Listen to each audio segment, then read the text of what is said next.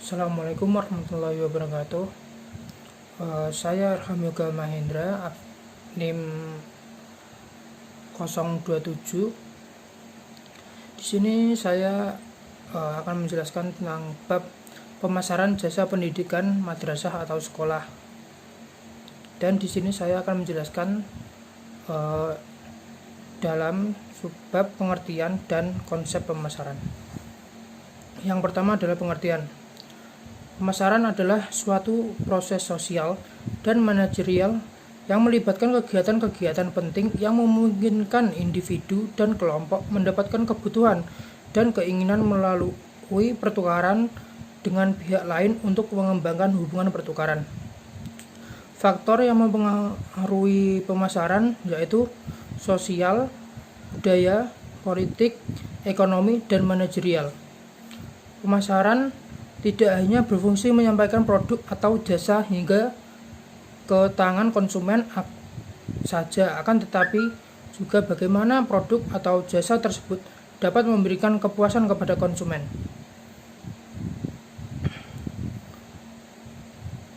Pemasaran mempunyai 3 unsur.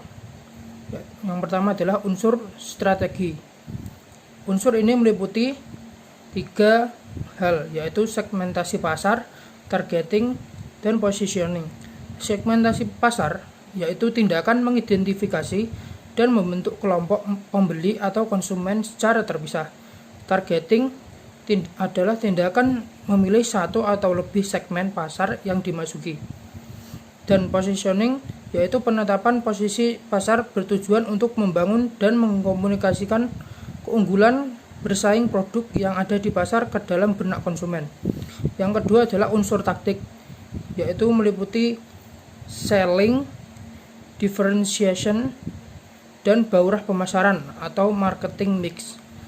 Differentiation yaitu terkait dengan cara membangun strategi pemasaran di berbagai aspek perusahaan, dan kegiatan ini yang membedakan diferensiasi yang dilakukan suatu perusahaan dengan perusahaan lainnya. Baurah pemasaran yaitu berkaitan dengan kegiatan mengenai produk, harga, promosi, dan tempat atau yang lebih dikenal dengan 4P dan 7P. Unsur yang ketiga adalah nilai pemasaran yang berkaitan dengan brand, service, dan proses.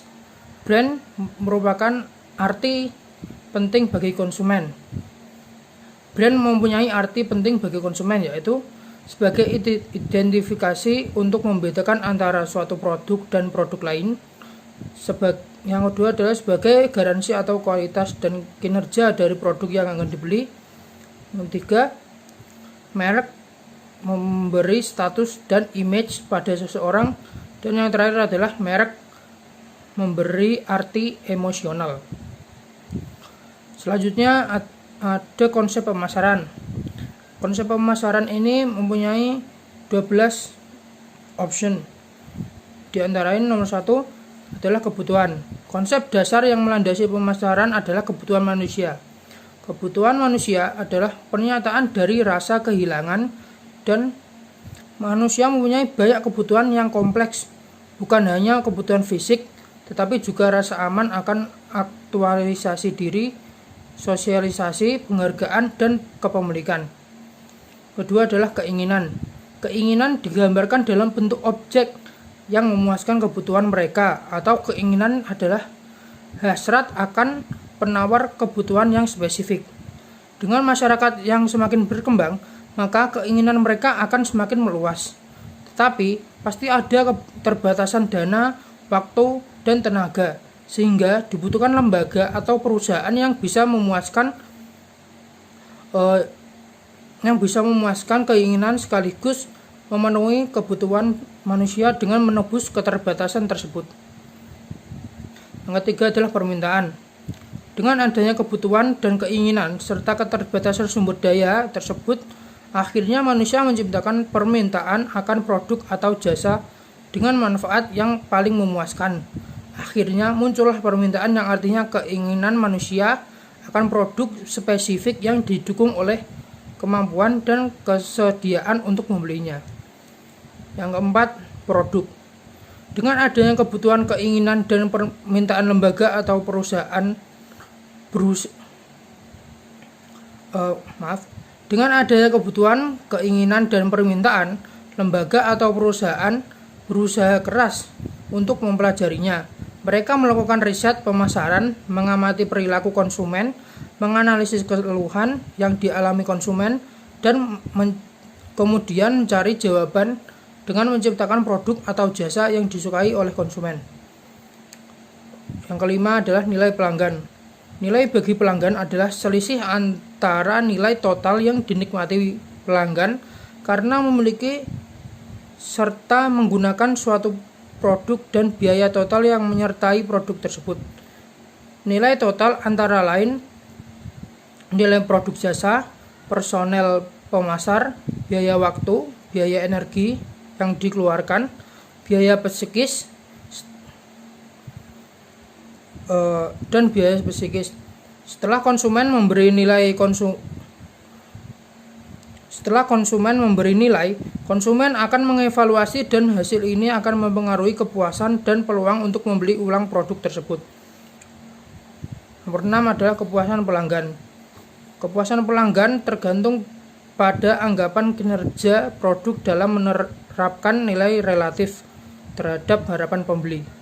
Jika kinerja atau prestasi sesuai atau bahkan melebihi harapan pembelinya, maka pembeli akan merasa puas. Begitu juga sebaliknya. Nomor 7 adalah pertukaran. Pertukaran adalah tindakan untuk memperoleh barang yang dikehendaki dari seseorang dengan menawarkan sesuatu sebagai imbalan. Nomor 8 adalah transaksi.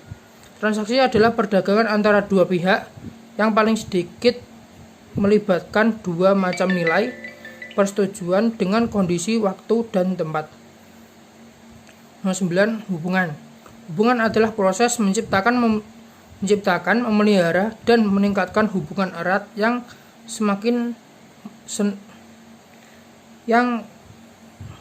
senilai dengan pelanggan dan pihak-pihak yang berkepentingan.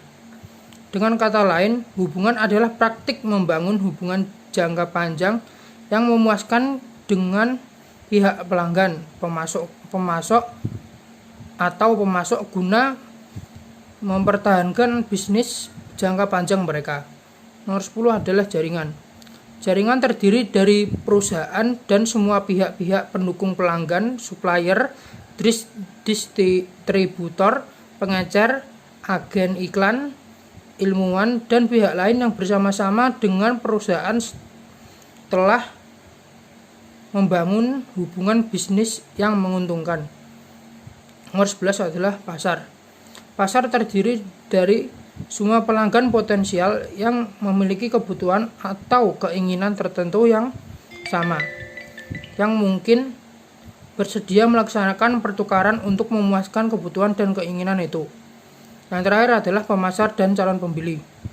Pemasar adalah seseorang yang mencari satu atau lebih calon pembeli yang akan terlibat dalam pertukaran tersebut. Dan calon pembeli adalah seseorang yang diidentifikasikan oleh pemasar sebagai orang yang mungkin bersedia terlibat dalam pertukaran tersebut. Demikian penjelasan dari saya. Jika ada salah mohon maaf. Assalamualaikum warahmatullahi wabarakatuh.